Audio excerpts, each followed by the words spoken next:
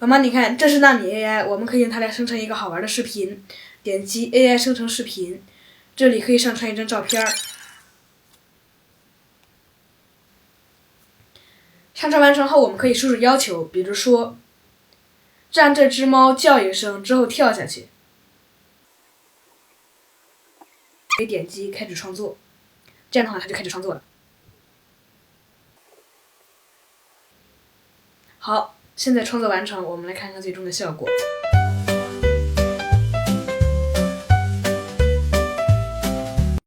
好，我们再去生成一个别的。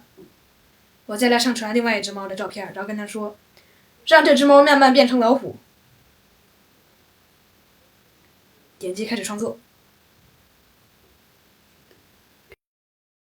好，现在生成好了，我们来看一下效果。